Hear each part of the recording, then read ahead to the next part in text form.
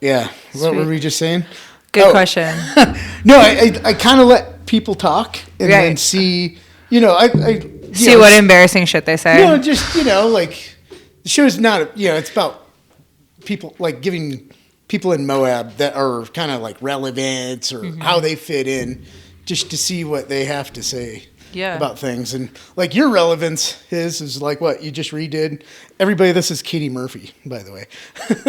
Hi, everybody. And so, you've been kind of a civil servant here the past few years. I guess so, yeah. I'm currently an unemployed wannabe civil servant, but I worked in the planning department for Grand County for a year, and then I was working for GCAT for the Trails Department last year, working on the non-motorized trail master plan. Right. Which was fun, really fun. And so I kind of see you as one of the next generation coming up, trying to figure out their way in Moab. And so, like, I want to hear about your trials, tribulations, success, what brings you here, what, like, that kind of thing. Yeah. Well, it's interesting that you mentioned the next generation, because I do feel like there's a lot of young people who move to Moab and then get involved in government or get involved in nonprofits. And it is kind of an interesting phenomenon, right? Like, it's such a small town. Why is everybody coming here? It definitely, for me, I mean, it was totally random. I had just gotten my master's degree. I was living in Spain for 2 years. I wanted to get a master's in urban planning, but I didn't want to have to pay for a master's in urban planning. So I discovered this crazy loophole that I think more people should know about, which is that getting a degree in almost any country other than the United States is way cheaper. So I paid a total of like 4,000 euros for my master's degree, which was awesome. And I got to live in Spain. What's that in freedom units? It's probably, it was just about the same when I was there, but probably like a little bit more, like maybe 6,000. So graduate level for community college price. So, yeah, exactly. And I got to live in another country, got to, learn a new language, 2 new languages, and just basically had the excuse of having the master's degree, which kind of made it worth it for me to be living in another country. Otherwise, I think who knows when that would have been possible for me in my like career trajectory. But I got out of that and I was looking for a job. And at first I thought I could maybe live in Spain and work in Spain. And it became pretty clear pretty quickly that my language skills were like not up to snuff to be doing urban planning in Spain, at least. Plus, why would they hire me when they could hire somebody who was from there? And I very much had this feeling of like, I'm from the US, I should be going home and being useful there, instead of being in this other place where other people are trying to be useful, and other people grew up there. They maybe, I'm sure I have something to offer, but, why not bring back what I learned to the place that I'm from? It's hard to emigrate. Yeah. It was really hard. It was like one of the hardest things I've ever done, actually. Just like socially especially trying to fit in with locals. Like I was dating somebody who was from there. He had a lot of friends from there. So in a lot of ways I had it easy. Like I was sort of like drawn into, various circles of friends, but half the time I was like sitting in a group where I had no idea what anyone was talking about. And it's kind of like you have to be the person who is sort of forcing everyone to speak English, which, feels kind of rude and entitled, otherwise you kind of sit there and have no idea what's going on, or every once in a while you say something with no idea if what you're saying has anything to do with what people are talking about or not. But that's kind of like what you have to do to fit in. Right. Yeah. Right. Okay, so that's kind of your then you found yourself in Moab. Yeah. Like you're kind of like, when I was in high school, like being a city planner was never like, I didn't even know, like I didn't know about city land use until like, I was maybe late 30s. So like, how do you even like, how do people get drawn into that and whatnot? So for me in particular, it was a very particular thing. I was in high school and I was talking to my mom, and my parents were always like, what do you want to be when you grow up? They were very much, they wanted me to have an idea of where I wanted to go, and they wanted to help me get there. And I never was one of those kids who was like, I know exactly what I want to be. Like, I remember when I was a kid, my parents told me, you should try to be a Supreme Court justice. Because like, and I had no idea what that really was, but I would repeat it. And so whenever somebody asked me what I wanted to be, I would say, I either want to be a Supreme Court justice or a dog walker. Yeah. And those were like the two options. And their eyes would light up at Supreme Court justice, Right. and you'd be like, "Oh, that's the good one." Yeah, and I'd be like, well, being a dog walker seems pretty fun. Yeah. I still have dreams of like a kitten farm. Yeah. That's what I mean. My true passion. I mean, maybe I'll get there eventually. And, I could be a Supreme Court justice and a dog walker too. Yeah. But by the time I was in high school, I was like, okay, obviously I don't actually really want to be a Supreme Court justice, and probably I'm not going to just be a dog walker. So I was trying to figure out what I wanted to do, and I remember talking to my mom, and my mom is in real estate, and she's an executive recruiter. She's like a headhunter, but she does it for real estate firms, so she kind of knows about that world a little bit. And a lot of that world I really, really dislike. So it's interesting how you, in some ways, take on some things from your parents and in other ways rebel or reject. But at the time, she would always tell me, like, you should be a real estate developer. And she would always say that because she said, she would be like, if you want to be an architect, if all the things about design and creativity and like the urban process that people like, actually architects don't really end up having that much control because real estate developers have control. So she would always tell me you should be a real estate developer.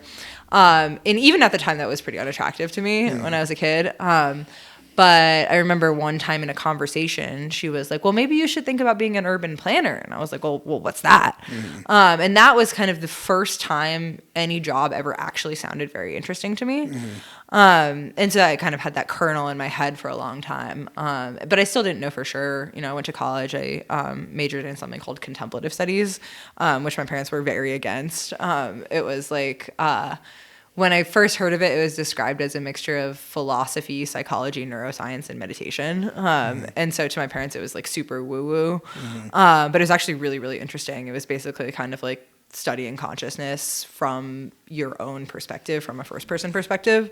So it's kind of like thinking about all the questions from philosophy and everything, but instead of just studying what somebody else thought, which is kind of what most philosophy departments are, it was kind of like, well, what do I think about it? Which was awesome, but it wasn't, particularly career directed. So when I got out, I was like, well, I think I still want to be an urban planner. And it just took me a really, really roundabout path to be able to get there. Because unfortunately, most of the people who were going into urban planning jobs coming out of college had majored in like urban studies or something like that. Or like environmental studies or something. But I ended up working for a bunch of environmental nonprofits. I worked for a climate change think tank called the Climate Mobilization for a year that was working on, it was actually started by a psychologist, and it was thinking about, okay, so people aren't really thinking about climate change as an emergency. Like, it's not being treated in the same way that it would be if we were like attacked and going to war or something like that. And how do you catalyze this sort of like feeling that's commensurate to the urgency of the situation for people? And honestly, it was a really, really hard job, and I did not like it at all. It was like we were encouraged to be kind of living in emergency mode all the time and like trying to get other people to live in emergency mode. And there were like, maybe 7 other people that I worked with remotely that were all in different cities, and I, didn't get to be with them day to day. And so I was living this one reality with those people.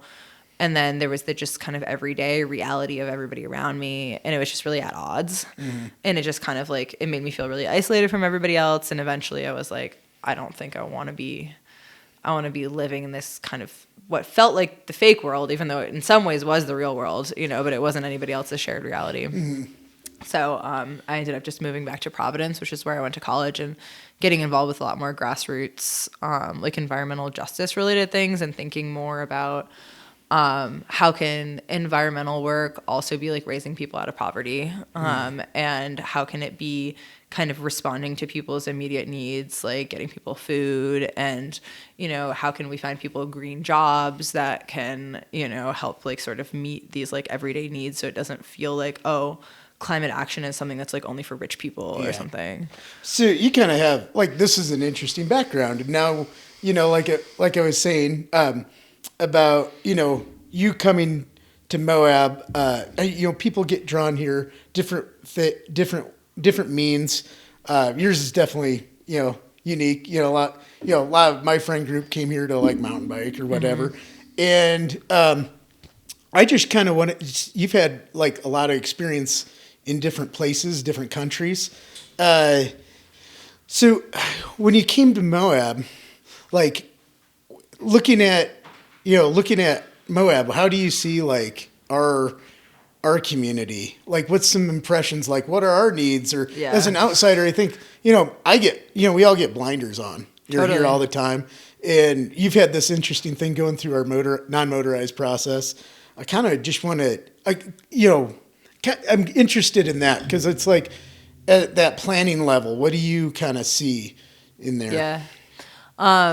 Well, that's interesting because I've been asking myself that question since I got here. That's kind of like, I also in my master's, I feel like we really learned how to like research and read like a case study situation, in a deep way and try to like take off the blinders of theory or whatever and be like, this place is its own place. It's not like any other place, and what's going to work here is going to be particular to the place. Mm-hmm. And a lot of the stuff that I got into in my master's too was like all about like very locally sourced, like relocalizing, like what we called urban metabolism. And so like if, your body has a metabolic system, you could think of a city as the same thing. So like what goes into the city and what comes out of the city, like what needs to go in for, feeding all the people, all the materials that are used for the building, everything that's needed on a day-to-day basis. And then how does that come out and where does it go? So I kind of automatically took that lens and was thinking about Moab, which is really interesting because, just on an ecosystem level, right, we're in the desert, but we also are in this kind of oasis, which is really interesting. And I remember I didn't know anything about Moab before I got here, really. I knew that it was in the desert. I had this sort of like vague idea. And you came here as a Vista volunteer. Okay. Yeah. So basically when I was in Spain, I was looking for jobs in the US and I came across this job on a job board. And all the other jobs looked like planning department. Yeah, and all the other jobs looked really boring that I was looking at. I was looking for something that I would be qualified for, so something like relatively low level. And everything else I was looking at that I like might be qualified for was like these towns that I assumed were probably just kind of like highway strip malls, and like without a town center. And I really wanted to like be in a place that really felt like a place. And the one thing that I knew about Moab was that it was a real town. It was like a place that people think of. And I looked at it online and I was like, I see a main street, I see some stuff that I could work with here. Did any of the, we talk a lot about, with Brian the other night about the brand of Moab. Did any of, the tourism branding? Like a tiny bit. Like, what was the brand that would show up to you? Because you were, looking at infrastructure. Yeah, totally. So. I mean, I think as somebody from the East Coast who wasn't particularly steeped in, an outdoorsy community, right? I actually did know that Moab was the mountain biking capital. Because I had been into biking on the East Coast and I knew some people who had been through Moab. And actually I had an ex who lived here for 6 months and he would talk about it sometimes. So I had this vague idea, but I did have this idea of the landscape of this kind of desert, sort of Mars-like landscape or something. But that was about it. Okay. And then somebody said to me before I got here, it was a friend of mine, and she was saying, I really want to come visit you because I'm so excited to see what an oasis in the desert is like. And I had never thought of Moab as being an oasis before, and I don't think I even knew that the Colorado River ran through here. And so when she said that, I started getting really interested, and I started, looking at maps of the Moab area and of the valley and kind of seeing the way that the town formed in relationship to the river. It's funny you keep mentioning maps and roads and stuff. Yeah. You think that's because your background and stuff. I think probably it's gotten into me that way. Huh. Although some of it may have been just kind of instinctual. When I was a kid, I remember I would fall asleep. And you know how you sometimes you see things on the back of your eyelids when you're falling asleep? Sure. I used to have it a lot more when I was a kid. I don't really anymore. But when I was a kid, I would always close my eyes. And before I fell asleep, I would see maps. I was flying over fields and hills and rivers and stuff. And it would be really, really detailed. Not a map of anywhere that actually exists, but just kind of and I never get that anymore. Parents should have known right then. Yeah, maybe. Clearly they were blind, but... This is large lot of residential. Yeah, right. Exactly. But I love maps. I think it's a really cool way of thinking. I really like space in general. I've always been really into decorating my room or thinking about somebody I know moves into a new house and I want to help them with the landscaping and stuff. I'm Mm-hmm. really into thinking about existing in space and how things map out in space. Yeah. Spatial person. Yeah. So you're kind of a young professional coming to Moab. You coming from like kind of upper middle, Probably like upper middle upper class. middle. Yeah. Yeah. So you're coming to Moab and then like, bam, you're a Vista volunteer. Yeah. And then, so, what has been, you've stayed. Yeah. A lot of people come, they go. Yeah. What's keeping you here so far? I think the ability, well, okay, number one, actually, the community. Mm-hmm. I have never found it as easy to build community as I do here. And that's something that's really, really important to me and has become more obvious over time that it's important to me. Why do you think Moab kind of has that? I don't know. Is it because we're a remote desert town? Yeah, I guess so. I mean, there's the size. I think definitely like the fact that it's like what I like to call a real town. Like you can actually still walk around Moab. There is like a main downtown area where everybody goes to get stuff. And I mean, that's changing a little bit, right? Most people go to City Market to get their food. Right. But that's still a place that everyone gathers. Yeah. I actually think a lot about how, like in a traditional, like old-fashioned village in like Spain or something, you have your market square where everybody would get their food, and there would be like a market every Saturday where all the farmers would be or whatever, and that becomes the natural meeting place of the town. Yeah. And City Market is kind of like a weird version of that. Yeah. And I feel like everybody always complains about how they see everybody they know at City Market, and most people are like stressed out about that. Yeah. They're like, oh, I hate seeing people I know. But in fact, I feel like that is kind of telling of like the version of reality that we're living in. Like we still have that place, but it's this place that's like controlled by a big corporation, and it's very stressful, and it is expensive, and we're like it's a place we go to try to survive. And I think because of that, like encountering people in that space that's already stressful and also is really car centric on the outside, right? Yeah. Is just kind of like not exactly where you want to meet people, but it is kind of the natural place that people are meeting. But so does Moab? Do you feel like it has other third spaces other than the grocery? Like the grocery stores wouldn't be a third space, but. I think there are for specific groups. I think the grocery store is the one that's the most universal. I mean, definitely, like Moonflower is also a third space, I think, where, like, if you walk by, there's always people sitting on those benches outside, and, people who work around there will be there at lunch, but obviously not everybody goes to Moonflower, so it's kind of maybe a more particular group of people that's meeting there. Swanee Park, I feel like in the summertime is the same, especially for, people who are living out of their vans, go there to congregate. Trying to think of where else. I feel like outside of Moss Cafe, a lot of it's times kind of becoming people. one of those. Oh yeah, for sure. Yeah. Yeah, we have a little pocket park there. I definitely feel that like people's recreational activities is a big third space that a lot of other communities don't have. It's like, oh hey, let's meet up to go ride or the whatever. bike park. Yeah. Mm-hmm. Yeah, I feel for like sure. it's a good It's example. Big asset. I wasn't even really aware of that stuff before I started the master plan. And I came into the master plan because the thing that was interesting to me about it was more the active transportation aspect to begin with than it was the recreational aspect. Because, yeah, I like biking. I'm getting into mountain biking. But I'm not one of these people who's, like, totally here for a sport. Yeah. But, like, then I started realizing that these are third places. And, like, the bike park or some of the most popular trailheads are places where people meet up that are kind of like social spaces for locals. For sure. And like that was really cool to think about and got me kind of excited. Yeah. Cool. So yeah, like it's funny what I think has happened. It just seems like in the last 5 years or something, there's like these generational divides. Like when I was growing up, I kind of knew my parents were boomers, and then I kind of knew my grandparents were in World War II. But these things weren't really talked about. Yeah. And I really want to. You all right there? Yeah. I kind of like, so that's why I kind of want to focus, or I kind of want to get at this meat of like, because we talk a lot about like, how do we get people to stay? Like, we can get people to come.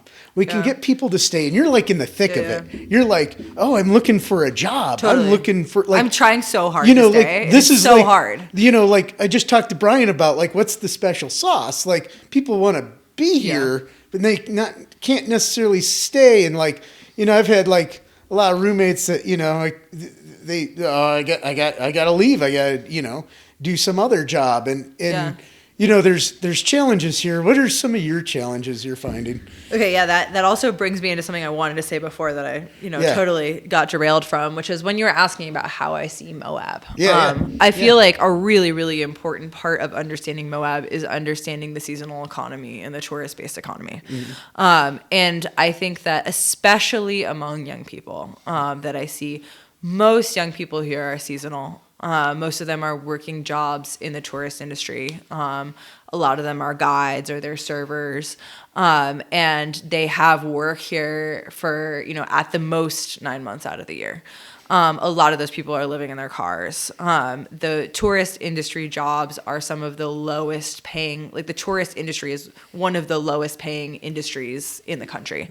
And the really sort of like tragic corresponds with high real estate, like right, exactly, high desire exactly. Of real estate, yeah. That's the sort of like tragic irony is that the places with the like a tourist town has some of the lowest wages and also some of the most expensive real estate, and that it's not just real estate, it's just prices in general, because demand is created by all the people who come here for any kind of good. So yeah, I mean houses are one thing, but I've heard a lot of anecdotal stories about how like hamburgers at City Market go up significantly during tourist season. Like the same product will be a lot more expensive during tourist season than it will be on the off season. And that's driven by people coming here who are either tourists or second homeowners, or people who are coming for these shorter periods of time that maybe have work that's not in Moab. They're able to derive how much money they have from a different economy than the one that we have here.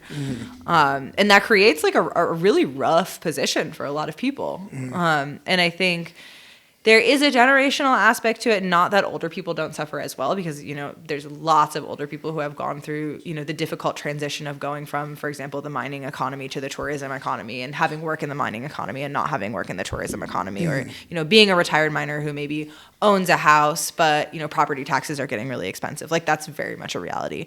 But I think that particularly there is a generational gap between older people who maybe were able to come here and buy a house and, sort of pull themselves up by their bootstraps, so to speak, over time. And that's just really not possible anymore. It's just much more difficult now. Yeah. In a lot of those mining jobs, I mean, I just learned that the Atlas tailing plant was partly unionized, and like that's so interesting. I didn't know that. Unionized mining jobs. Yeah. And so they had more of a collective, power on wages, and it was being heavily subsidized by the government. You should interview Christian about union. Yeah, he was okay. So so you kind of you're feeling that you're not in the tourist economy. I'm not. Yeah. So you kind of have this professional degree thing that you can slide in to. She's not in any economy. I'm in the Band-Aid economy, Band-Aid? which is like this this phrase that I came up with. The Band-Aid economy. Laura and Christian and I were driving to Telluride a couple months ago, and we were talking to a Park City ski patroller. We were driving out there for the United Mountain Workers board meeting, which is the union that a lot of the ski patrollers are part of. And we were talking to Lou, and we were trying to this guy from Park City, and we were trying to describe to him what is the economy like in Moab. And so we were talking through the tourist economy, and then we were thinking about like, okay, what about all these vistas and like people who, come in maybe with a more advanced degree, and they work at a nonprofit or, a government position or whatever. And it does really feel like there are these two kind of like parallel economies. There's the tourism economy, which like moves fast and breaks a lot of things. And then there's the Band-Aid economy, which tries to fix it. And I mean, one of the really interesting things about Moab is the density of nonprofits. Like we rank really, really highly in terms of number of nonprofits per capita for like people who live here. And that's really interesting. And there are a lot of services that are provided by those nonprofits. But then those nonprofits are kind of trying to just like patch up a system that's sort of broken, and they're doing it to some extent. But like a lot of those nonprofits don't really create good, long-lasting, stable jobs. Like, I mean, I think the Vista program is a really good example of that. I almost feel like the Vista is like the guide of the Band-Aid economy. It's a young person who's brought in who's not expected to stay, who to some extent is, you know, their labor is taken advantage of. You're paid very, very, very little. It's really hard to survive. And then there's this promise of you're gonna get a foot in the door, and then you're gonna be able to get a better job, and you're gonna be able to stay. And for some people, they figure that out, but a lot of people don't. Yeah. And a lot of people leave, and it's sort of this, or you bounce around to various like Band-Aid economy jobs, Right. you know, and if you're lucky, you know, you're in, national political environment where there is grant money coming in for, you know, whatever the nonprofit work that you're doing is, that you try to like kind of siphon off from the national level or the state level or something. But I've heard, is it David Graeber, talking about, like one of the things he talks about is that the nonprofit system in the U.S. is really kind of like a feudal system.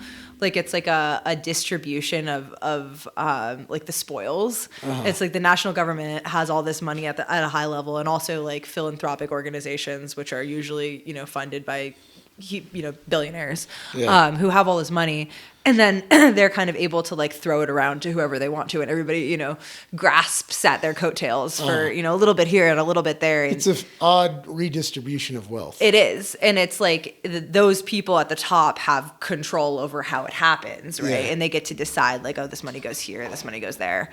My mom is always talking about how she's like, you should work at the Ford Foundation. You know, they get all this good philanthropic work done. And I'm like, Mom, do you really think the Ford Foundation would be interested in funding non-motorized transportation projects? Like, probably not. Right? Like, they obviously they get to fund projects that work with their mission and that sort of like fulfill and uphold the same reasons that they made their money. Not Betty Ford. It's like, Henry Ford. Right. Yeah. But yeah, and so like I feel like the people in the nonprofit world here are just, you know, they're grasping around. It's kind of crapshoot, you know, get a little money for this, get a little money for that, bend over backwards and, you know, kiss somebody's ass. Yeah. Well, and then, so I kind of view, you know, the government jobs, like city and county jobs, there's some really good ones. Yeah. And I also think it provides a good counterweight to the just at large economy, because it can kind of be like, hey, this is what, you know, what it costs to live here. But then there's a lot of these professional positions like the planning director department. It's like no one's qualified in Moab, or we don't want to invest in training someone. Yeah, right? yeah. And our planning needs are big. Yeah, our planning needs are big, and that's real. And there's a lot of liability involved in that. You're taking on a lot of risk when you're in one of those high-ranking positions, and you're making kind of like high-level decisions that you know, have some serious potential drawbacks if you make the decision the wrong way or something. You know, you could get sued, the county could get sued, that kind of thing. So I do understand the desire to bring in somebody with a lot of experience to kind of defray that fear. And yeah, I mean, there's a lot of things that do require a lot of experience. At the same time, there are lower and mid-level positions where I really think, you know, the city and county government could be focusing on training up and bringing more people in who are already here. And that those are good jobs that can contribute to the economy.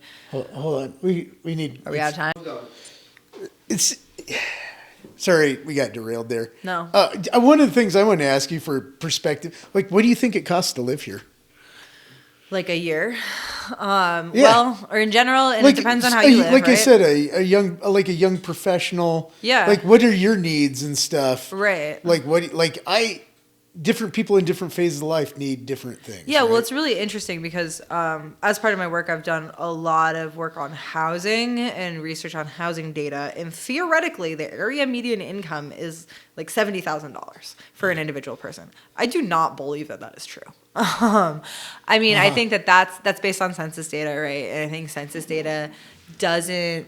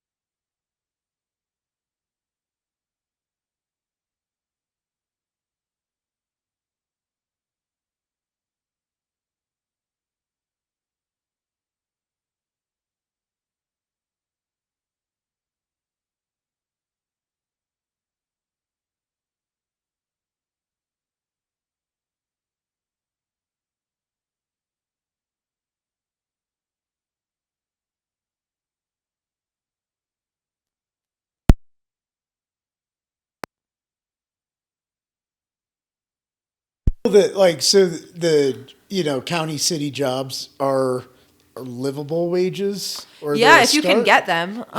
So I don't think I've ever had a real county city job. Like I was a Vista, and then last year was a part-time grant-funded position.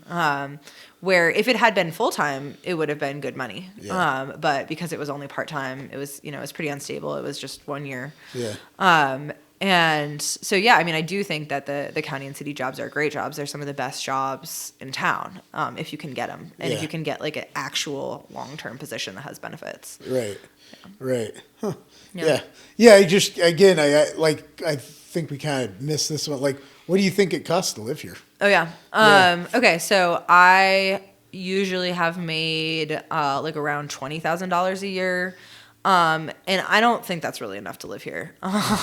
Like I think to live relatively simply as a young person, you got to be making at least 30K. And probably like if you want to have a family and you want to have what counts to most people as a decent life, you have to make even more money than that. Yeah. And I know a lot of people live on what I live on or less, but Right. it's a hard life. Right. There's definitely not things like thinking about families and stuff. Yeah, right? for sure. Or thinking about staying. I think a lot of people end up being here short term, and there's this sort of stereotype of like the young dirtbag who's just in and out, it doesn't really care, isn't really involved. But that's also partially because I think a lot of these young people don't have the horizon to even be able to imagine staying in Moab or being able to imagine like saving up to buy a house or having a long-term relationship or getting married or having a kid. All that stuff is just like so impossible to think about that might as well just not even think about it. Yeah. Huh. Well, that's definitely interesting on that. So, all right. So let's think about what's kind of when you got into the master plan. I don't know. I kind of want to hear your takeaways on that. Yeah. What did you see? What surprised you? What surprised me? A lot more people walk and bike than I thought. Yeah. It is very seasonal, but a lot of people are getting around without a car in Moab. And for a lot of people, that's not a choice, that's a necessity. A lot of people do that because they can't afford to drive a car back and forth, or because they're living out of their van and their van is all hooked up and set up somewhere, far outside of town, and they have to ride a bike to get into work. Yeah. Or they don't want to be driving their whole house around basically all the time. Right. So there are actually a lot of people making use of the bike and pedestrian infrastructure that we do have. Which is cool, and I feel like a lot of people don't know that. Yeah, and then you had to interact with a lot of like landowners. True. People that were like, have been here a while. Mm-hmm. Traditional landowners, not. I just say like old school Moab For sure. types. What was kind of the perspective you saw? Like, what would you run across a lot of times? Yeah, I ran across a lot of experiences that people had of feeling taken advantage of by the government. Local government. Yeah, by local government. And I think some of that was valid. And I think that, maybe some of it was a combination of having had valid experiences of not feeling like the people that they were working with in the government that had, approached them about an easement on their land or whatever, that, those folks hadn't been completely transparent with them. And I think there was some validity to that. And then there were probably also some misconceptions about what it actually meant to acquire an easement and that sort of thing. Right. And so my main job, the way I thought about it, was trying to just like really be transparent and explain to people what actually has been going on, what is going on. If your property is on an existing plan, what does that actually mean? And like what are if there are risks to you, what are those? Which in general they're not significant. Most of these things are not going to happen unless the people who own the property want them to happen. Right. And just kind of trying to pass that along, and just sort of build a little bit of rebuild goodwill, was a lot of what felt like my project. And I wasn't really under the impression that, during the 1 year that I was in this job, I was going to work with a bunch of landowners and, they were all going to be ready to, let us have an easement for, a trail. Like, I didn't necessarily think that was going to happen in that short time. I think rebuilding that goodwill is a much longer term thing. Right. I do think that, access to public land is important. And there are certain places where it's literally impossible or really, really, really out of the way to access public land without crossing a particular piece of private land. And that is important, and it does offer something to the community, especially people who can't afford to own land. Right. And I think that's really important. But I also think that the folks who own this land, they have a point. It is their land. It's where they live. It's sort of their legacy. And being able to understand what it feels like to have that threatened felt like a really important sort of like empathetic part of the process, and not just ignoring that, like actually having like not just paying lip service to like I hear you and we're still gonna do it. It's like, okay, like how can we actually put forward a plan that like people actually feel like they have consented to, right? Right. Yeah. Right. Huh. So it was tricky. I mean, I think it's a tricky position being in the position of a planner, and it's like it's not my personal agenda, right. to like have a trail here or a trail here. Like what we're doing is what we're trying to figure out what's in the public interest. Right. And then there was a lot of recreational new trail stuff. Totally.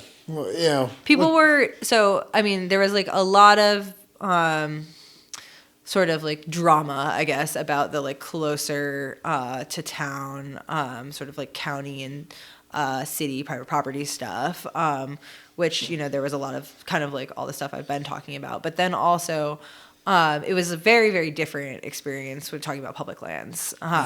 People were really, really excited, and even some of the people who were hesitant about trails on their own land were really excited about like new trails on the public land. And so it was interesting because I got into these conversations with some folks that started out as like a almost like I was trying to repair a relationship, and then we would actually end up talking about like a new bike lane on a road or, a new mountain bike trail out, connecting to existing systems, and they would get all excited about that part. Yeah.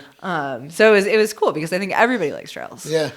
I also think that where people are going to live is going to be a lot different. Yeah. I've said this numerous times, like, we're going to have population centers in different parts of town. Yeah. Like, where do you think people are going to live in Moab? Yeah. Well, I mean, that's determined by a lot of things, right? That's determined by land use policy. And that's determined by where we're incentivizing developers to build. So, I mean, there's the trajectory that we're on. There's the trajectory we could be on. Right. Well, and we're also building. We're building... But our population isn't growing. That's why I'm like, we're shifting. Right. And I don't necessarily know if I believe our population isn't growing. Like, sometimes I think about that, and I'm like, how do they know that? I mean, the census data that I've looked at is like, yes, the population is growing, but not very fast. Yeah, and it's like, I've got, new neighbors that are renting out. My neighbors has a rental. Yeah. And it's right across the street here. And I'm like, they don't work here. They have like remote jobs. Right. And they're loving it. They're nice people and all that. It's just like, they're just like, like other than the census, which, are they going to be here for another 2 years, 5 years? Who knows? Yeah. But like, is that getting counted?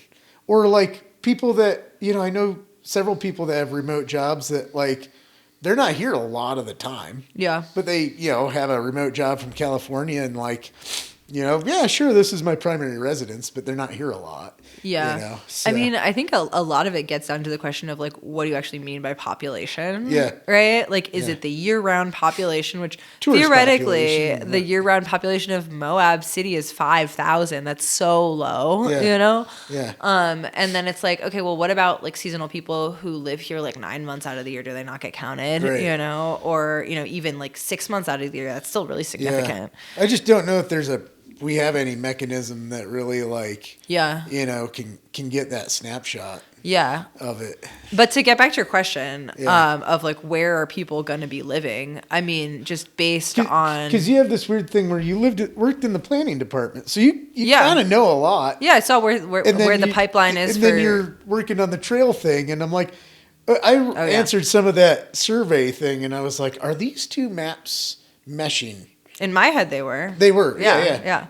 And that's why you were on it. Yeah, right. One of the things that we were working on in the planning department when I was there was the future land use plan for the county.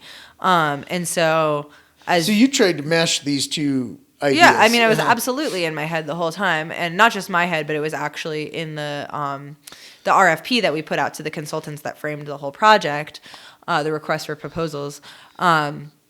As we were, one of the big things that we wanted the consultants to take into account was land use planning. Where are we expecting growth in, density and population, and how do we make sure that we have active transportation accessibility to those spots? Not just between those spots, but also how do we build streets that are public spaces and that are walkable and like not just a place that you go through to get somewhere, but a place that you want to stay within those centers. And so like obviously downtown is a center automatically, but also I think the future land use plan actually does a good job of reflecting like they had a regional center at the corner of Mill Creek Drive and 191, and then they had a neighborhood center at the corner of Murphy Lane and Mill Creek Drive.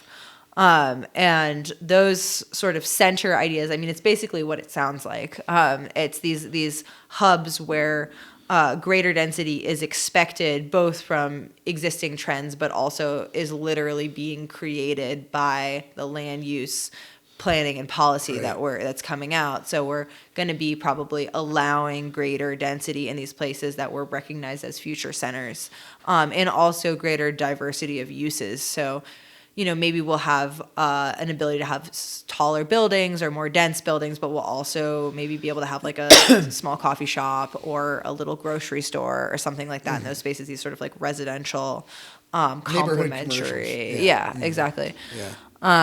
And so, I think that like Mill Creek Drive area, definitely, like there's that huge development that's going in right now, the Desert Soul, which is across the street from like Bonita Lane. And then Cinema Court is already like quite a dense area right there. And then the Holyoke neighborhood is just kind of around the corner, like the old Grandview subdivision coming off of Holyoke. I used to live there. And that area is actually quite dense as well. There's not too much room for new building there, but there's maybe some subdivision that could happen, and that's sort of proximate to those hubs, so things could change there for sure. I always just appreciate. I lived over in Holyoke, and I always appreciated the bowling alley. I felt like it was like the last local spot. It's like the center of that area. I mean, I could stumble home. Totally. Totally. On Holyoke. My boyfriend lives in Cinema Court. This is the local gem. And we just, if we want to go to the bowling alley, we just walk across the street. It's amazing. And Wabi is actually going in next to the bowling alley. Interesting. So now there's going to be a place where all the people in that area can actually walk to buy something, which is kind of cool. Yeah. And I think it'd be a great spot for like a coffee shop or someplace that you just go to hang out or something, or a pocket park. That third space. I think we're just as Americans. You lived in Spain. I just find in this country there's a lot of that missing. Totally. And I think we're hungry for it. Oh yeah. And I feel like a lot of the younger generations, we gave up church. And that was a big third space. It was. And so, like what's filling that hole? I had a friend who worked for this religious think tank that was trying to figure out what the next iteration of the church is, or like what, from a sociological perspective, young people are replacing church with. And they had all these ideas. I mean, it was a really weird place. I really think a lot of people here replace it with their recreational activity. Oh, absolutely. For sure. Absolutely. But sorry, I can't. No, it's just like... I mean, we used to have the Church of the Rotating Mass. I remember that was like It was like the bike group. Yeah, know? right, So, right. Yeah. Totally. Yeah, or like I feel like the bike park fills that space for a certain group of people. Yeah, the kids. Yeah. Or like my friends and I, we organize with Moab Mutual Aid. To me, that feels like that kind of a space. And we have these community meals once a month that we're trying to build this kind of third space that people can come to and socialize. I think what's missing in Moab is the spontaneous third space. And I think that actually has a lot to do with the car culture.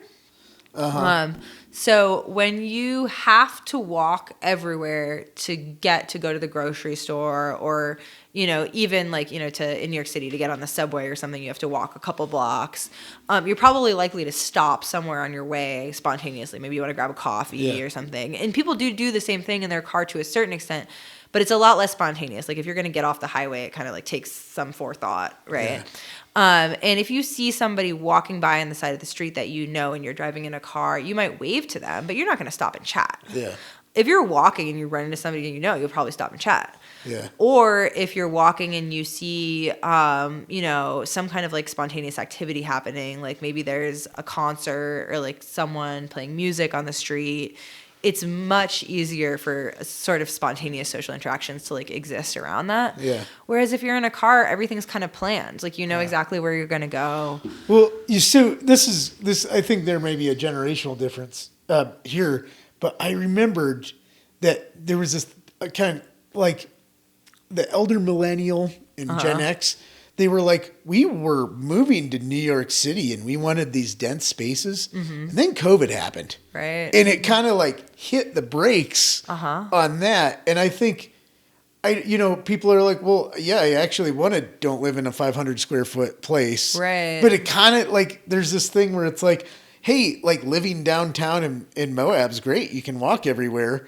But the price of real estate is so high. Expensive. Yeah. It's like the highest real estate. Right. And so when you're talking about third spaces downtown, I've also heard that I don't have a dog, but my friends are like, the bar park totally the bar park is like this hangout spot. One of my friends who were single, they were like, yeah, this is where all the single people meet each go other. hang out at that. It's like, oh, that's funny. You got to talk to somebody while your dog is running around. Yeah. Or like playgrounds for parents too. For sure. Yeah. I think it's like, as a city planner and thinking about like what's called like placemaking, like you have to kind of think about the synergies that are created between, people walking and biking, first of all, but then also between the existence of these spaces and the proximity of them to each other. Like if you have like 2 or 3 of these third spaces within walking distance from each other, then you start to get this like synergy between the different places. Like, okay, people are at the bar park and then they go get their coffee, I think one of the third spaces that don't get used in Moab that would be is a gem waiting to be is the auditor, like it's like a theater or like the Star Hall. No, it's over at Rotary Park, and it's kind of like there's a place where there's like seats. It's really nice, and I would love to see like debates held there or something. I feel like we've talked about this before. Yeah. Me and Oscar were talking about doing off the cuff debates for the city election there, but I'm just like, this is like no one is. I'm always, whenever I go by, I'm like, no one's here. Maybe and you have to ask yourself why, right? And I'm just like is there not? I think you need maybe like one more thing to have synergy with it. Or somebody just to pick up on it, like I don't know, like improv theater every Thursday night. Scheduled event happening there. Totally. And I always wonder if that's like the role of the, you're talking about city sustainability, and it's like, well,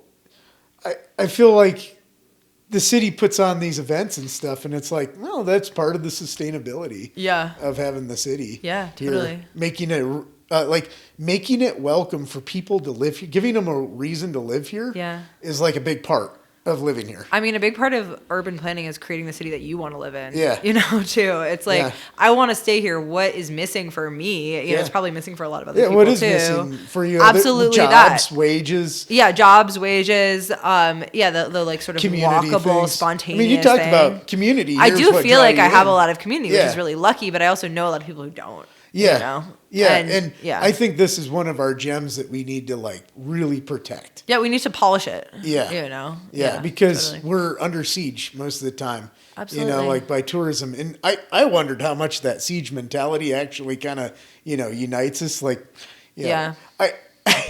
And then I feel like this is always the tension. You were with us when we were doing on the street interviews. I wasn't, but I think Laura was. And Yeah, I remember Laura hearing was. about it. But one of the funny things is it didn't come out because of the bell ringing for Christmas.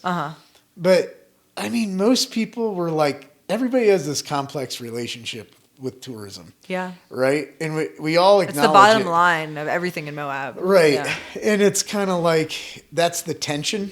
Yeah. And I think when you get elected, I see like, I see that really twist people, and you're just like, well, yeah, but it's our number one driver of the economy. And I'm like, no one likes this. It's a drug. It's a drug for the economy. Yeah. I think it's honestly it's really similar to an addiction, and it's not something that you can cut cold turkey, just like a drug, but it's something that you can slowly diversify and move away from. And you want to have other options other than just tourism. I just wonder if the diversification process, which I'm totally into, would require such a population growth.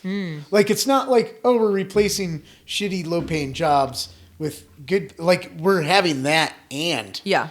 And I think a lot of people are like, well, I like Moab at 5,000 people, right? And I'm going to move away if there's more. Yeah. And I just see that as like, it's a consequence of growth.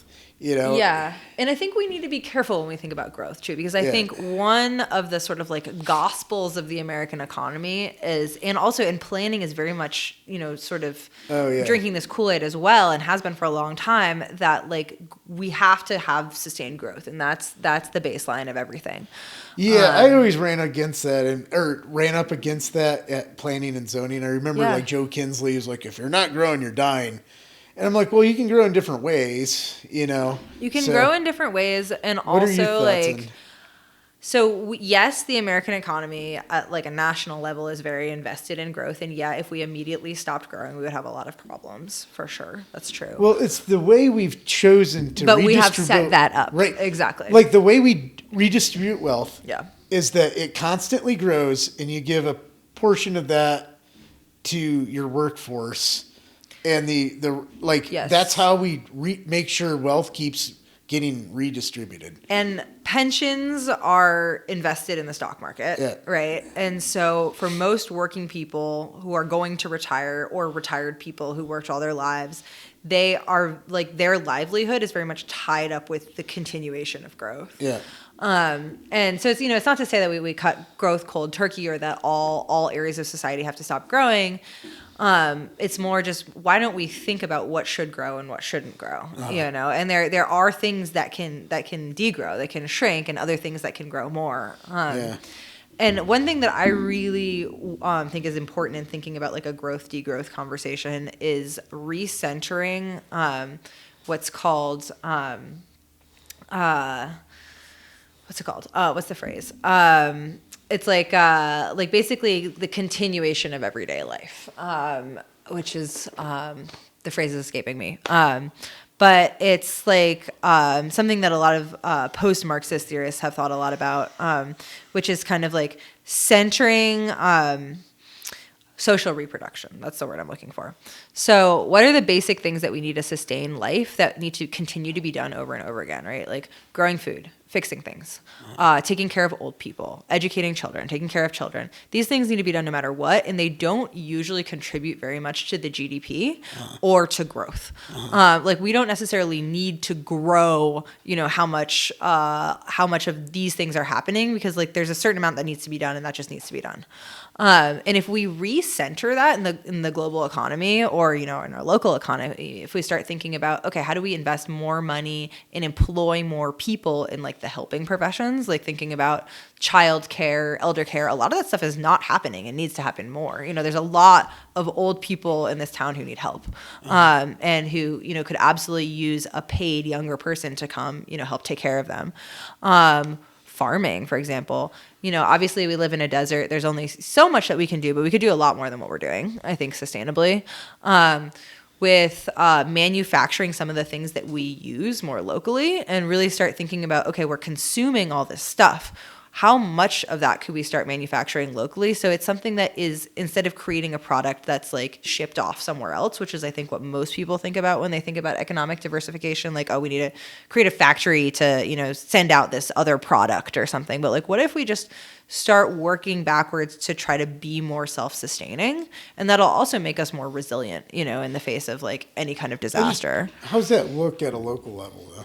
I mean, I think a lot of it is starting with things that we need to do anyway, right? Like, and we have to grow our economy and make more investments in things like, childcare, library, social services. And currently a lot of that stuff is happening from nonprofits, like what we were talking about, to like sort of tie it back to that. Right. Is a lot of that is like national federal grant money, and how can we try to actually build more of a local economy that's generating money for those things here and paying people well to do it here. Right. And then those people live here and they spend their money here, Yeah. And so it's just kind of like basically taking the existing. Is that 30? Yeah. Okay. Cool. All right. More on economic diversification. Yeah. Right. You got a lot more to say on that. Yeah, I do. And I think like one of the things is every time that we as a local government invest money into tourism, so either directly investing money or, giving some kind of tax break or sort of incentive for something that builds the tourism economy, most of those dollars that we spend don't stay in Moab. Like that is the thing about tourism economies is they're some of the most extractive economies. Yeah. So most of the like big companies that are getting most of the tourist dollars, and yes, we do have a lot of small tourism businesses. And I think as locals, a lot of those are top of mind for us, but like the majority of tourism dollars are going to like to the Hilton, and to these big companies that are headquartered elsewhere. And so a lot of that money is getting pumped out. Yeah. And so if we start thinking about investing government, like the small amount of government money that we do have to investing that more locally in things that are more likely to stay here, maybe we can increase, wages in the school district, maybe we can hire more people. Wages are a way to retain money. Mm-hmm. And I often thought at these big corporate hotels, the underpaid wages they're doing is a great place to target money leaving Moab. Yeah, absolutely. And I have little sympathy for the stock market holder or the stockholders of big corporate hotels. And I've often thought that is a discussion that no one wants to talk about here. Right. Because it's inconvenient. Well, the prices are going to go up. Yeah. And I'm like, really? Like if you paid your maid $5 an hour more, your $400 a night hotel room might be $405 or whatever factor. And you just am like, it falls flat for me. Right.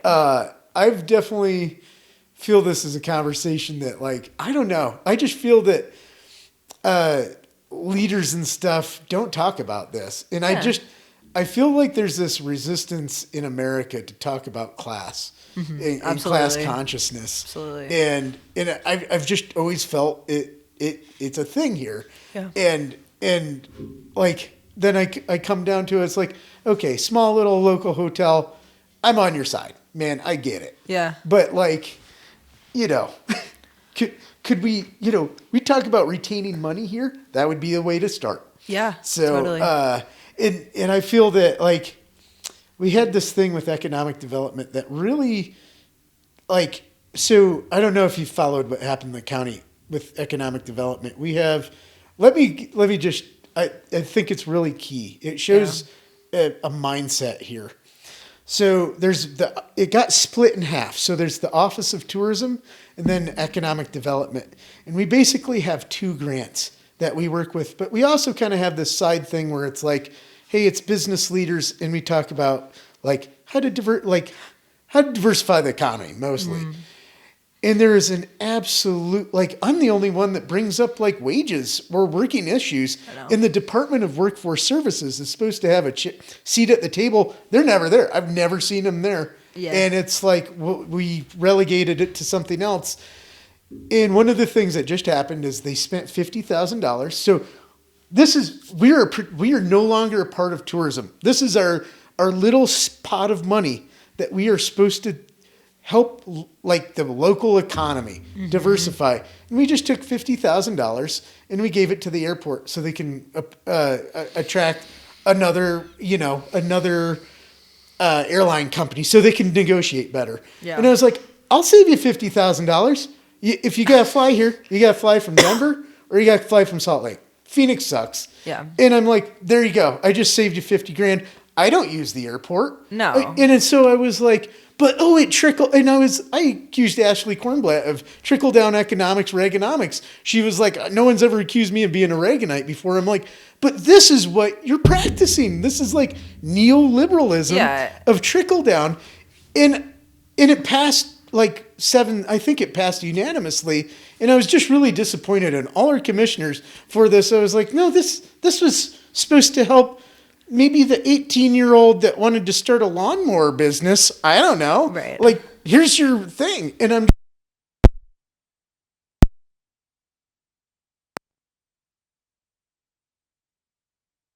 like, I remember actually being in an economic development meeting like 2 years ago when they were discussing something related to this. It was about airport expansion and using money for airport expansion. And I remember thinking, compared to, this is so out of touch in my opinion. It's just so extremely out of touch. First of all, like such a small airport, yes, okay, maybe we're increasing like red tail air coming in here, and that's allowing some, people who are upper middle class to like afford to come. But like the majority of the planes that are flying into this small airport are going to be private jets, and when we expand, we're expanding for private jets. and flying here is expensive, even with all the subsidies. Yeah, even regardless, it's expensive. Yeah. And what no one is talking about, which is crazy, is that, the airline industry is one of the biggest contributors to climate change. And, in Europe, they're starting to ban short leg travel like that. And there's a whole movement to, stop airport expansion and, replace those legs with better train service or better bus service or whatever. And so why are we focusing our economic development money right now on expanding the airport? It's just so out of touch to me. Yeah. It's crazy. That's what I felt. And it was really disappointing to see how unanimous it was, because it was like, I was like, use your tourism money. I don't know. Like, this was set aside to help people escape wage slavery. Right. And it's not now. Right. So this is a long diatribe of mine. And it just really showed me how entrenched that mindset is. And I see you as like the next generations coming up are they have class conscious. They're in a different spot. And I'm like, what are you guys thinking about that? And also how decisions like that kind of get made behind the scenes. I don't think that the general public in Moab really knows very much about the decision to expand the airport. I think most people don't know about that at all. Yeah. Obviously. And there was a weak argument that says, well, maybe some of us need a little medical attention up in Salt Lake, so we need to get the airport. I'm like, 1 out of 20 seats are maybe going to be a local. Yeah, right. So, or, invest in expanding bus service down here, improving it, having, more than one bus a day or a bigger bus or something. It's funny that we have a train service, but it's like the ultra It's elite. like the most fancy train. Yeah. But I've heard in the defense that last section of track is like for industrial use, so you can't go fast on it. I think there is a long-term vision to actually be able to get a regional train that would go back and forth between Moab and connect up to the Amtrak, because we're so close. The problem with like people that bike, I remember working the bike shop and people would be like, oh, I would have flown here, but traveling with a bike sucks. And I'd be like, man, I think a lot of people from Denver or Salt Lake would throw their I've traveled across the country on Amtrak, and you can just throw your bike on the train, right. and it's like, oh yeah, that's fine. Yeah. And I'm like, man, this could really decrease car traffic by 20%. Oh yeah. So. Oh yeah. I also think, I think it'd be really cool over time. Like Bryce has shuttles that go through Bryce, and I think Zion, you actually can't even drive your car in. Yeah, talking with Brian, it was really interesting because he's getting a lot of flack for that timed entry. Mm-hmm. But one of the things I thought was really illuminating, he was like, read the rest of my proposal. It's about like shuttle service in Arches. In Arches, yeah. And he kind of was like, no one's talking about that. No one's talking about that part. And I was like, oh, good point. So, anyways. Yeah, shuttle service in Arches would be awesome. Yeah. I think like decreasing the amount of car traffic through there would be really helpful. I think a lot of people would use it. Well, the key to economic development in some things is density. Everything it seems to be like doing more with less. Mm-hmm. Yeah. Anyways, but yeah, just making smarter choices. The reality is that most of the time, the reason we have this sort of scarcity situation is because we're throwing boatloads of money at the wrong thing. Do you a think lot of it's that the wrong thing, or it's just certain people benefit from that thing? Exactly. And that's not just at the local scale. Obviously that's at the national scale. Is that just the majority of the wealth in the United States is held by very, very, very few people, and there's more than enough money to go around and pay for all the things that we need, and there would still be rich people even with that. Right. And then at a local level, it's different. There is some of that. I think that happens, and there's ways that we could be spending our money in a more intelligent way as well. There's still stuff we can do. Like we're not totally hamstrung. Yeah. All right. Cool. I know you're applying for economic development, and we weren't going to release this until you get your answer. What is that position? So I'm actually applying for the city sustainability coordinator job. Sustainability directing. And I kind of gave Joette some pushback on that because I was like, to me, I hear those words and I'm like, where's the city person that goes around and says, I go to and be like, how do I do solar panels? And does it make sense? Mm-hmm. And it's not. That'd be awesome to have that. Exactly. When I hear that term sustainability director, and then I'm like, do they do anything for us other than change out the light bulbs? Yeah. I think the sustainability department in Moab has actually done a lot. Okay. But I don't know about it. But yeah, it's a lot of long-term planning. So there was a sustainability action plan that came out 2 years ago. Okay. And did a lot of this kind of long-range thinking, similar to a lot of the things that we've been talking about in terms of what is Moab's sort of situation generally in terms of how much we're using and, what our relationship with the environment around us is and what are sort of long-term strategies that we need to work with to change that. And that was looking at, they had like 6 main areas where they were looking at. So they're looking at like energy and buildings, right? And there's so much to do there. Like I remember one of the things I really focused on in my master's program was it was actually a lot of my classmates were architects and it was at an architecture school. So it was really building focused. And one thing I totally did not know before I went is like one of the like main contributors to greenhouse gas is the construction industry. Oh yeah, we're so wasteful. It's crazy. If you think about like the embodied emissions in like a lot of the materials that we use, and like within obviously construction needs to happen to a certain extent. A lot of things need to get built, but like what are we building with is a huge question. Like concrete is awful. It's so bad. But it also lasts a long time. It also lasts a long time. It's really useful, and it's important to use concrete for very particular things, right? And like we don't have an alternative for really particular things. But we can also build differently. Like one of the arguments that I really, really hate from like, what's called new urbanism is that like the denser the better always. Living in a city with 40-story apartment buildings that are made of steel and concrete because they have to be at that height, is the most sustainable thing and that is true in terms of moving people around, but it's not actually necessarily true in terms of like, if you think about in order to house all those people in that structure, the amount of embodied emissions that's necessary to build that structure. If you built somewhat dense, but not anywhere near as tall, like if you're building like up to 6 stories, you need to use steel and concrete to do that. We still often do in the United States, but there's a lot of sort of pioneering architecture that's working with like, okay, how do we get back to building with stone or wood structurally? And there's a lot of like really cool stuff like that that's happening that like we could do more of. And like 6 stories is pretty dense, you know. Oh, it's yeah. and like I do not believe that a 40-story building is more sustainable than a 6-story building. Absolutely not. And then also like at that density, when you don't have sort of like space in the city for people to be able to like grow food and, you know, interact with the outdoors, like I don't think that's necessarily a sustainable alternative either.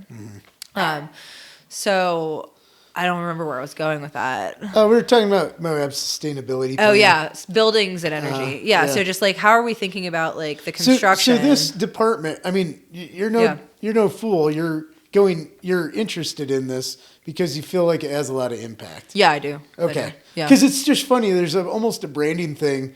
I look at it and I'm like, oh, is this just another You're totally right to have that fear. And I think that there's a lot of sustainability departments in a lot of cities that basically act as a PR department or something. And I've definitely seen that. Like when I was living in Providence, it was kind of like that. The name of it even codes like, all right, what kind of hippie dream is this? Is it like, you know? Yeah. So like, and I think that, and I'm into hippie dreams, right? Like whatever. Right. But I'm just saying, like, I hear it and I'm like, you know, if it was the Department of Moab Government Efficiency, you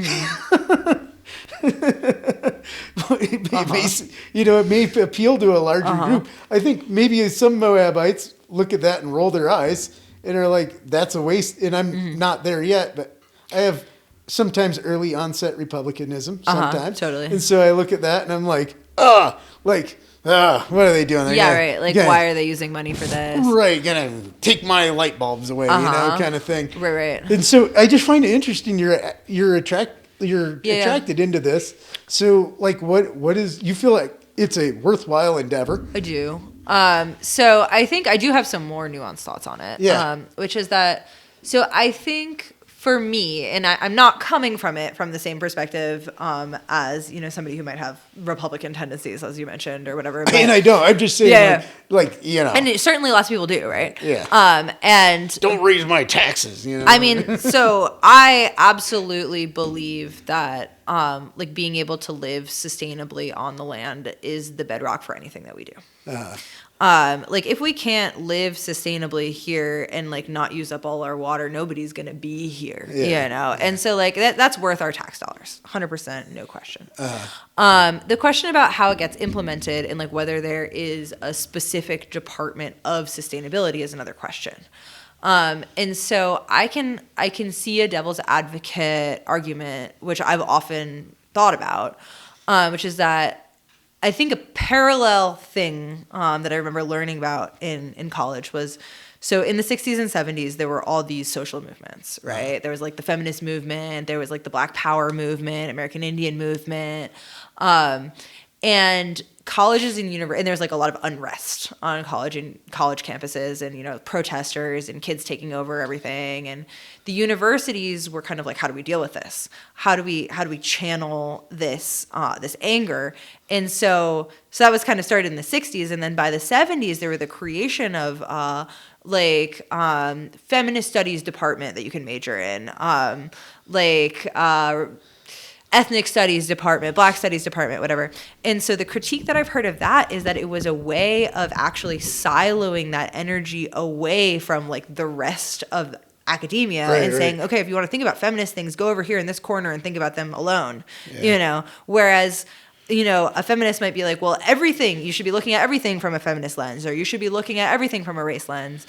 And so I could say the same thing about sustainability is, you know, if I really care about sustainability, maybe I should just be an urban planner, you know, because like you can actually be thinking about, and you should be thinking about urban planning from a sustainability lens. Right. And it also is the job posted and available. Exactly. And you're just trying to make it. Exactly. And I can tell you, I've been trying to get into urban planning, for a while. Yeah. And so I think that was actually my hesitance with the job is, you know, I didn't want to get siloed. That said, I've worked a lot with the sustainability department over the past couple of years, and they are doing a lot. There's a lot going on. So tell me, as like a residential one house, struggling out there resident, what are they doing for me? All right. Well, so the Sustainability Action Plan has a lot of kind of like long-term strategies, right? And environmental justice is one of the sort of cross-cutting ways that they think about things.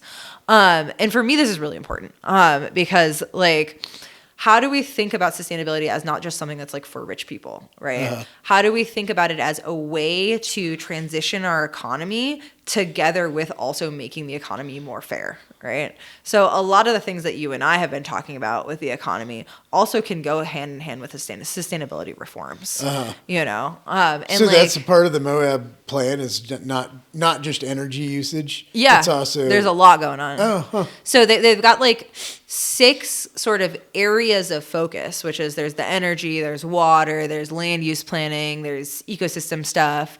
But then there's also these cross-cutting considerations, and there's a couple of those, and those are sort of applied to each of these areas of focus, and one of them is environmental justice. So it's actually thinking about like income distribution and how people who are maybe have various sort of like marginalized backgrounds or are coming from poverty or whatever are more likely to be exposed to environmental toxins, because of their job or because of where they live, or are less likely to be able to bike to work because they live in a place that's cheaper, which also means that it's not close to the center of town.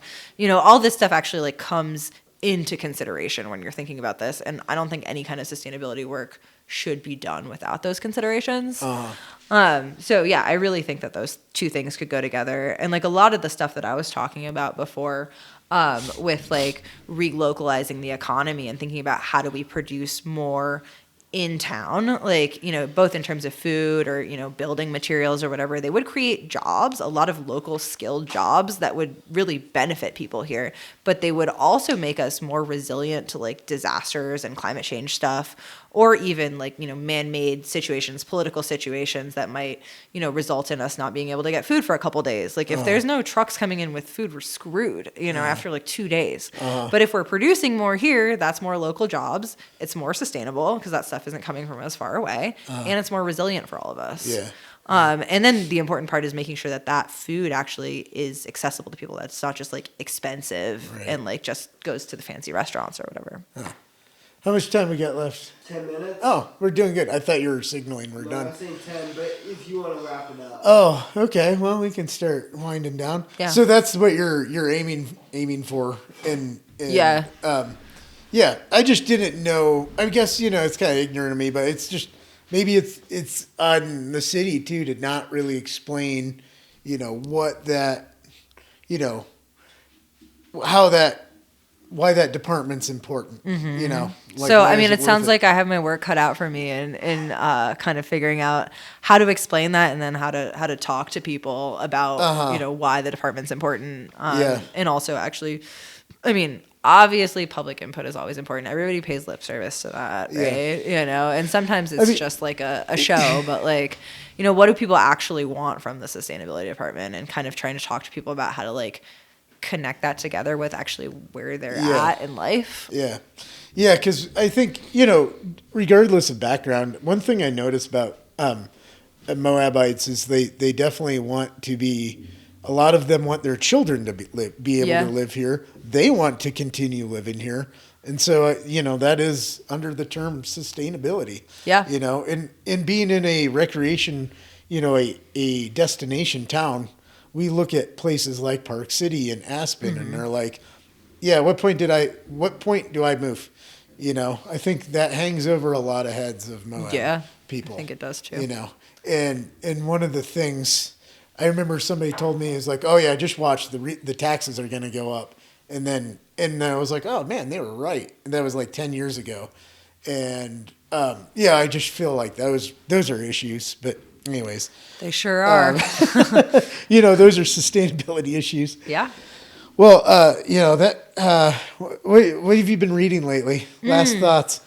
Okay.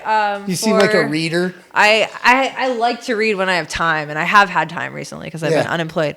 I'm reading Extraction by Thea Rio Francos, who's actually a friend of mine who lives in Providence, and wrote this book about this sort of complicated renewable energy economy and all the lithium that we're going to need to actually be able to create to be able to transition over to like we're gonna need a lot more batteries if we're running everything off electric, right? And also solar panels and stuff requires all these like rare earth minerals, and those are mined in very specific places in the world. And the amount of mining that we're gonna have to do to actually be able to transition over is huge. And so there's actually a huge environmental impact to that. So it's this really thorny issue. And then so it's called extraction. And then so she's also examining like the labor situation in these mines, in these places, and the relationship. It's crazy. No, I'm sure their labor conditions are amazing. Oh yeah, they're awesome. They're all unionized. Oh yeah. OSHA approved, right? Yeah.